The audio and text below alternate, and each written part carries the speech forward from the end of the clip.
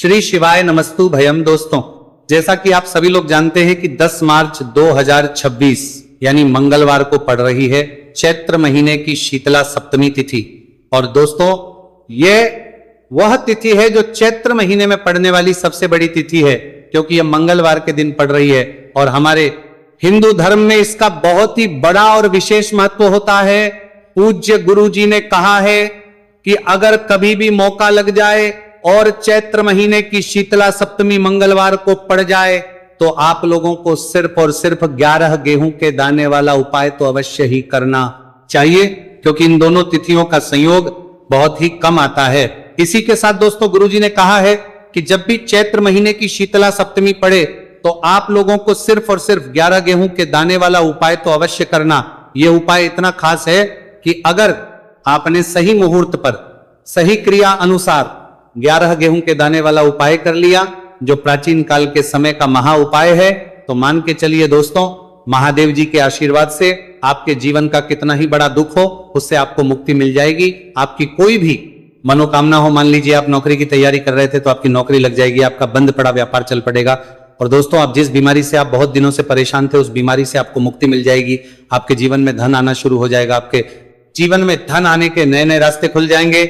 और मान के चलिए दोस्तों, फिर आपको किसी भी प्रकार की परेशानी का सामना नहीं करना पड़ेगा। इसीलिए दोस्तों, 10 मार्च मंगलवार के दिन आप लोगों को इस वाले उपाय को जरूर कर लेना है।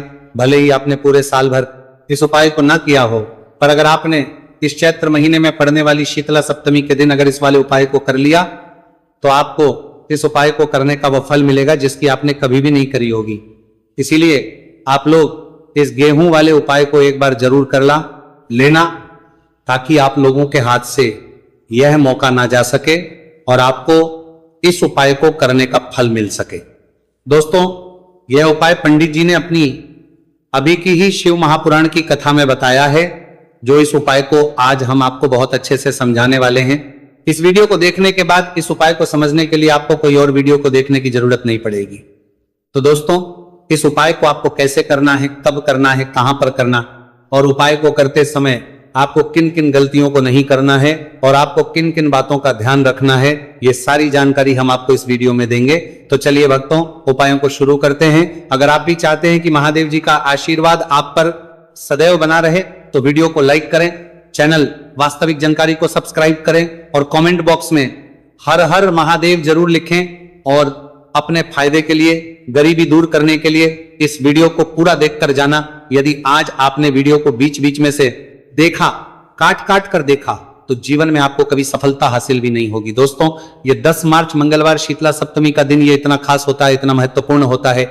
देखा गया है कभी कभी बड़े बड़े पूजा पाठ अनुष्ठान से जो मनोकामना पूर्ण होगी नहीं होते, वो 10 मार्च मंगलवार के दिन एक छोटे से उपाय करने से ही आपकी मनोकामना पूर्ण हो जाती है। अब हम समझते हैं इस वाले उपाय को हमें करना किस समय है। इस 11 गेहूं के दाने वाले उपाय को हमें चैत्र महीने के मंगलवार के दिन करना किस समय है। तो देखिए, इस उपाय को करने का जो समय है वह सुबह का समय है और शाम का समय है। अब देखिए, यहां पर हम मुख्य रूप से सुबह का समय नहीं बोलेंगे, क्योंकि 10 मार्च मंगलवार शीतला सप्तमी का दिन है और इस दिन प्रदोष काल के समय का बहुत महत्व होता है। बाकी अगर सुबह के समय भी करेंगे तो भी अच्छा होगा, उसमें कोई भी दिक्कत वाली बात नहीं है। तो चलिए जानते हैं इस विशेष उपाय के बारे में। लेकिन उससे पहले एक प्रार्थना, अगर आप इस चैनल पर नए हैं तो आप इस वीडियो को लाइक करें, चैनल को सब्सक्राइब करें और कमेंट बॉक्स में आप अपनी राशि, अपना नाम जरूर डाल दें, क्योंकि हम राशि से भाग्य भी बताते हैं और भाग्य में चल रही परेशानियों को दूर करने के लिए वो आसान से आसान उपाय भी बताते हैं। तो चलिए अब हम अपने सबसे पहले उपाय की बात कर लेते हैं। देखो, गुरु जी ने कहा है कि अगर मंगलवार के दिन शीतला सप्तमी पड़ जाए तो इस दिन आपको 11 गेहूं के दाने वाला उपाय तो अवश्य ही करना चाहिए। देखो, यह उपाय, यदि आपके जीवन में कर्जा बहुत अधिक है, आपके जीवन में संकट बहुत अधिक रहते हैं, आपके ऊपर बहुत अधिक विपदा आ रही है, बार बार आपको अपने व्यापार में और अपने धन में हानि देखने को मिल रही है कि आपको प्रत्येक कार्य में हानि हो रही है, तो आपको यह उपाय करना चाहिए। देखिए, इस उपाय के लिए आपको 11 गेहूं के दाने आपको लेने हैं, ठीक है। 11 दाने लेने के बाद में आपको जरूरत होगी चावल के दानों की। 11 चावल के दाने और 11 गेहूं के दाने, और चावल के दाने खंडित नहीं होने चाहिए। अब आप कहोगे पंडित जी गेहूं कहां से लेने हैं? देखो, आपको किसी भी किराना स्टोर पर गेहूं के दाने आपको आसानी से मिल जाएंगे, जाकर ले लेना, ठीक है ना। 11 गेहूं 11 चावल के दाने लेने हैं। साथ ही साथ आपको एक तांबे का लोटा है और उस तांबे के लोटे में आपको जल भरना है। जल आपका खुद के घर का होना चाहिए, मंदिर का नहीं होगा। अब आप ये सब सामग्री लेकर पहुंच जाओगे महादेव के शिवलिंग के पास में शाम के टाइम पे प्रदोष काल में। देखो, जब आप ये उपाय कर रहे हो तो अपना फेस रखना उत्तर दिशा, नॉर्थ डायरेक्शन की तरफ। अब यहां पर जो मैं आपको क्रम बताने जा रहा हूं ना, उस मेरे क्रम को बहुत ध्यान से सुनिए। महादेव को अगर कोई सबसे प्रिय है ना, तो उनकी सबसे छोटी पुत्री जिनका नाम है माता अशोक सुंदरी, जो आपके पास में चावल 11 दाने हैं ना, उन चावल के 11 दानों को माता अशोक सुंदरी के स्थान पर आपको अपना नाम और गोत्र बोलते हुए समर्पित कर देने हैं, है ना। और चावल के दानों को रखने के बाद में जो आपके पास में तांबे का लोटा है ना, उस तांबे के लोटे को कहीं पे भी हम जल नहीं चढ़ेंगे। सिर्फ और सिर्फ माता पार्वती का जो हस्तकमल आपको दिख रहा है, यहीं पे गोल गोल आपको समर्पित करना है, उसी जल को, और कहीं नहीं। ना तो माता अशोक सुंदरी के स्थान पर, ना तो शिवलिंग के ऊपर, सिर्फ आपको यहाँ पे गोल गोल जलाधारी पर आपको उस जल को समर्पित करना है। अब आपके पास में बचे हुए हैं 11 गेहूं के दाने, और बचे हैं उन्हीं 11 गेहूं के दाने को आपको अपनी मनोकामना, अपने विशेष कहते हुए महादेव के शिवलिंग के ऊपर अगर आप शीतला सप्तमी के दिन प्रदोष काल में समर्पित कर देते हैं, तो आपकी जो भी मनोकामनाएं होंगी, जो भी विश होंगी, महादेव पूरी जरूर करते हैं। अन्न को समर्पण करने से, उस खासकर गेहूं को समर्पण करने से हमारी इच्छाएं पूरी होती हैं। और अगर वह दिन मंगलवार शीतला सप्तमी का दिन हो, तब तो इससे सुंदर संयोग कुछ भी नहीं हो सकता। आपकी इच्छाओं को पूरा करने के लिए स्पेशल बहुत प्यारा सा उपाय आप सभी को जरूर करना है। ध्यान में रखिएगा, यह उपाय प्रदोष काल में करना है। देखो, गुरुजी ने कहा है भगवान शिव के शिवलिंग पर 33 कोटि देवी देवताओं का वास होता है। अगर हम शिवलिंग के सामने कुछ भी उपाय करते हैं तो हमारे सभी देवी देवता हमसे खुश हो जाते हैं। ये उपाय आपको अवश्य करना है। देखो, सुबह के टाइम नहीं कर सकते, ठीक है। अब बात करते हैं अगले उपाय की। देखो, इस उपाय के लिए आपको लेना है एक गोलबाती का दीपक। आप चाहे तो मिट्टी का ले सकते हैं, या फिर घर से शुद्ध आटा मढ़कर उसका दीपक आप तैयार कर सकते हैं। इसके बाद आपको लेना है शुद्ध गाय का घी। अगर वो नहीं है तो कोई भी देसी घी इस्तेमाल कर सकते हैं, जिससे आपको दीपक प्रज्वलित करना है। देखो, अब ये सब सामग्री लेकर आपको जाना है प्रदोष काल में आपके घर पर तुलसी जी के घेरे के पास में। देखो, ये उपाय तो आपको अवश्य करना है। देखो, वहां पहुंचकर सबसे पहले वो दीपक आपको प्रज्वलित कर देना है और का 11 बार जाप करना है। उसके बाद आपको अपने सीधे हाथ में थोड़ी हल्दी लेकर उस दीपक में अपना नाम और गोत्र बोलते हुए डाल देना है। उसके बाद माता लक्ष्मी से आपको प्रार्थना करना है कि हे महालक्ष्मी, हमारी सभी दुख तकलीफों को दूर करो। हे महादेव, हमारे सब दुख कष्टों को खत्म करो। इस भावना से आपको ये उपाय करना है। चलिए अब बात कर लेते हैं दूसरे उपाय की। दोस्तों, आप सभी जानते हैं कि मंगलवार शीतला सप्तमी का दिन समर्पित होता है भगवान महादेव को, या कि माता पार्वती को शीतला सप्तमी का दिन समर्पित होता है। और जब भी हम शिवलिंग के ऊपर कोई भी उपाय करते हैं तो इससे हमें एक साथ भगवान महादेव की और माता पार्वती की कृपा प्राप्त हो जाती है। देखिए दोस्तों, गुरुदेव ने बताया है कि मंगलवार के दिन किया जाने वाला यह सबसे खास और सर्वश्रेष्ठ उपाय है। 7 चने की दाल लेनी है। देखिए, आप 7 चने की दाल भी ले सकते हैं, या फिर 11 भी ले सकते हैं, 21 या फिर 108 चने की दाल ले सकते हैं। यदि आप 21 चने की दाल लेते हैं तो यह आपके उपाय के लिए अत्यधिक सर्वोत्तम होता है। तो इस प्रकार से आप कम से कम 7 चने की दाल ले सकते हैं, और अधिक से अधिक आप 108 चने की दाल ले सकते हैं। अब देखिए, इसी के साथ में आपको मात्र 1 लोटा शुद्ध जल लेना होगा तांबे के पात्र के अंदर अपने ही घर से, और साथ ही में आपको मात्र 1 से 2 गू के टुकड़े भी लेने हैं। देखिए, मंगलवार शीतला सप्तमी तिथि का दिन भगवान महादेव को होता है। आपको ये जो सारी सामग्रियां हैं, इन्हें लेकर के पहुंच जाना है भगवान शिव के मंदिर में। इस उपाय को आप सुबह से लेकर के शाम तक किसी भी समय में कर सकते हैं। लेकिन यदि आप शाम के समय इस उपाय को करते हैं तो यह उपाय आपके लिए और अधिक सर्वोत्तम होता है।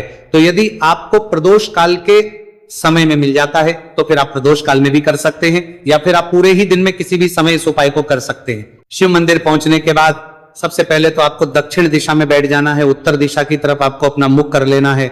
लेकिन यदि शिवालय में भीड़ है, शिव मंदिर में भीड़ है, तो फिर आप किसी भी दिशा में बैठकर इस उपाय को कर सकते हैं। तो देखिए, सबसे पहले आपके पास जो गुड़ के टुकड़े हैं, जो आप गुड़ के टुकड़े लेकर के आए थे, उन्हें आपको शिवलिंग के सामने ही जो आपके पास एक लोटा जल है उस पात्र में आपको ये गुड़ के टुकड़े डाल देना है।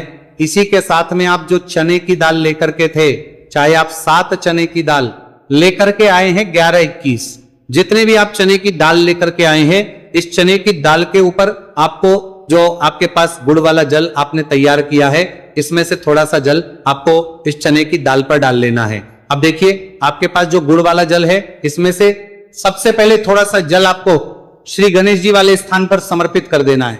श्री शिवाय नमस्तु भयम इस मंत्र का जाप करते हुए फिर थोड़ा सा जल आपको श्री कार्तिकेय जी वाले स्थान पर समर्पित करना है। श्री शिवाय नमस्तु भयम इस मंत्र का जाप करते हुए फिर थोड़ा सा जल आपको माता अशोक सुंदरी वाले स्थान पर भी समर्पित करना है। श्री शिवाय नमस्तु भयम इस मंत्र का जाप करते हुए फिर थोड़ा सा जल आपको माता पार्वती के हस्त कमल पर समर्पित करना है और आपको श्री शिवाय नमस्तु भयम इस मंत्र का जाप कर लेना है। अब देखिए दोस्तों, आपके पास जो 7 जल और शेष बचेगा, इसमें से आपको केवल थोड़ा सा जल शिवलिंग पर अर्पित कर देना है और अंत में आपको उस पात्र में थोड़ा सा जल और शेष बचाना है। पूरा जल आपको शिवलिंग पर अर्पित नहीं करना है, अंत में आपको थोड़ा सा जल और शेष बचाना है। अब देखिए, आप जितनी भी चने की दाल लेकर के आए हैं, अगर आप 7 चने की दाल लेकर के आए हैं तो आपको 7 बार श्री शिवाय नमस्तु भयम इस मंत्र का स्मरण कर लें। यदि 11 चने की दाल लेकर के आए हैं तो फिर आपको 11 बार इस मंत्र का जाप करना है। जितनी भी चने की दाल लेकर के आए हैं उतनी बार आपको श्री शिवाय नमस्तु भयम इस मंत्र का जाप करना है और फिर आपको ये जो चने की दाल है इसे शिवलिंग के ऊपर ही समर्पित कर देनी। लेकिन आपको ये चने की दाल बृहस्पतेश्वर महादेव का स्मरण करते हुए ही शिवलिंग पर अर्पित कर देनी और आपको अपनी मनोकामना को भी बोल देनी है। आप जो भी मनोकामना है, चाहे वो धन प्राप्ति को लेकर हो, नौकरी से संबंधित हो, विवाह से संबंधित हो, या फिर आपके मकान जमीन जायदाद से संबंधित हो, चाहे ग्रह क्लेश से संबंधित हो, या फिर किसी भी प्रकार की जो मनोकामना है उसे आपको बृहस्पतेश्वर महादेव से परिपूर्ण करने की प्रार्थना कर लेनी है। और इसके बाद आपके पास जो पात्र के अंदर थोड़ा सा से जल और बचा हुआ था, इसे भी आपको धीरे धीरे भगवान शिव की पर ही अर्पित कर देना होगा। श्री शिवाय नमस्तु भयम इस मंत्र का जाप करते हुए पूज्य गुरु जी कहते हैं कि चैत्र महीने का मंगलवार शीतला सप्तमी को जो भी व्यक्ति इस प्रकार से ये चमत्कारिक उपाय कर लेता है तो उसकी जो मनोकामना है वह भगवान लक्ष्मी नारायण की कृपा से तथा महादेव की कृपा से बहुत ही जल्द परिपूर्ण हो जाती है। बात करते हैं अगले उपाय की। देखो, इस उपाय के लिए आपको मात्र 2 लौंग लेनी होगी, या कि आपको लौंग का जोड़ा लेना है। 2 फूल वाली आपको लौंग लेनी है। लौंग का जोड़ा कहीं से भी खंडित नहीं होना चाहिए, इस बात का ध्यान रखें। इसी के साथ में आपको लेना होगा लाल चंदन का पाउडर। देखिए, यदि आपके पास लाल चंदन की लकड़ी है तो उसे घिसकर भी आप चंदन के रूप में प्रयोग कर सकते हैं। यदि पाउडर है तो उसका भी आप अपने उपाय के लिए प्रयोग कर सकते हैं। देखिए, चंदन जो है वो तेज का प्रतीक माना गया है और साथ ही साथ जीवन के अंधकार को दूर करने का प्रतीक माना गया है। अब इसी के साथ में आपको मात्र एक तांबे के पात्र के अंदर शुद्ध जल लेना होगा अपने घर से। अब दोस्तों, ये तीनों सामग्री लेकर के सीधे आपको पहुंच जाना होगा भगवान शिव के मंदिर में। देखिए, इसी के साथ में आपको एक गोलबाती का दीपक भी लेना होगा। दीपक आप मिट्टी का भी ले सकते हैं, शुद्ध आटा मढ़कर उसका भी तैयार कर सकते हैं, और दीपक में आप शुद्ध घी का प्रयोग करना है। लेकिन जैसे ही आप इन सभी सामग्रियों को मंदिर में लेकर के पहुंचेंगे, मंदिर में जैसे ही आप चौखट के वहां पर पहुंचेंगे तो मंदिर की चौखट के सीधे तरफ आप जो अपने साथ एक गोलबाती का दीपक लेकर के आए हैं उसे आपको सबसे पहले तो प्रज्वलित कर देना है। यानी कि जैसे ही आप मंदिर की चौखट के वहां पर प्रवेश करते हैं तो उसके सीधे तरफ आपको ये गोलबाती का दीपक प्रज्वलित कर देना है। अब देखिए, जैसे ये दीपक प्रज्वलित करेंगे तो आपकी जो भी मनोकामना है उससे आपको बोल देना है। आप इस दीपक को इस प्रकार से प्रज्वलित करने के बाद इन सभी सामग्रियों को शिवलिंग के पास में लेकर पहुंच जाना है। अब देखिए दोस्तों, आपके पास जो एक तांबे के पात्र के अंदर शुद्ध जल है उसमें से आपको केवल आधा लोटा जल ही भगवान शिव के शिवलिंग पर अर्पित करना है। आधा लोटा जल आपको उसी पत्र के अंदर बचा लेना है। अब दोस्तों, पास जो 2 लौंग है यानी कि लौंग का जोड़ा है, उससे आपको अपना नाम और अपने गोत्र को बोलते हुए आपकी जो भी समस्या चल रही है, आपके जीवन में जो भी परेशानी उत्पन्न हो रही है, उन्हें आपको बोल देना है। और ये जो लौंग का जोड़ा है इसे आपको भगवान शिव के शिवलिंग पर अर्पित कर देना है। जैसे आप ये 2 लौंग शिवलिंग पर चढ़ाएंगे तो अपना हाथ जो है वहां पर आपको रखना है और महादेव से आपको करनी है कि मेरे जीवन की ये जो परेशानियां हैं ये सभी दूर हो जाए। यानी कि आपके जीवन में धन की संबंधित परेशानी चल रही है, कर्ज की समस्या चल रही है, बच्चों का पढ़ाई लिखाई में मन नहीं लग पा रहा है, घर के जो आर्थिक संकट है वह सभी दूर हो, व्यापार आपका ढंग से नहीं चल पा रहा है, घर में रोग की स्थिति बनी हुई है, यानी कि जिस भी प्रकार की आपकी समस्याएं हैं उसे आपको बोल देना है और महादेव से इन सभी समस्याओं को दूर करने के लिए आपको प्रार्थना कर लेनी है। अब देखिए दोस्तों, आपने जो 2 लौंग शिवलिंग पर समर्पित की थी उससे आपको वहां से उठा लेना है और इन दोनों लौंग को आपको शिवलिंग से उठा करके सीधे उससे जल के पात्र के अंदर डाल देना है। यानी कि अपने आधा लोटा जल और बचाया हुआ था उसी के अंदर आपको ये 2 लौंग डाल देनी है और साथ में आप जो लाल चंदन ले आए थे उस लाल चंदन को भी आपको उसी पात्र के अंदर डाल देना है। यानी कि आधा लोटा जल और बचा हुआ है तो उसी आधे लोटे जल के अंदर आपको ये लाल चंदन भी डाल देना है। अब देखिए, इस आधे लोटे जल में है जिसमें अपने 2 लौंग डाली है, लाल चंदन डाला है, उसे सीधे लेकर के आपको पहुंचना है बेलपत्र के वृक्ष के। वहां पर देखिए बेलपत्र का वृक्ष यदि आपके घर पर है तो वहां पर आपको आ जाना है, आपके घर के पास कहीं भी है तो वहां पर आपको पहुंच जाना है और उसके बाद आपका जो मुख है वह दिशा की ओर होना चाहिए और उसके बाद आपको अपना नाम और अपनी गोत्र को बोलना है और पुनः अपने जो भी परेशानियां शिवलिंग के पास में बोली थी उन्हें आपको वापस से बेलपत्र के वहां पर भी बोल देनी है। और ये जो आधा लोटा जल और है इससे आपको पूरा बेलपत्र के वृक्ष की जल डीडीएच में श्री शिवाय नमस्तुभयम इस मंत्र का जाप करते हुए समर्पित कर देना है। तो बस इतना सा उपाय आपको करना है, जो भी आपकी परेशानी है, समस्या है, उससे महादेव निश्चित ही दूर करेंगे।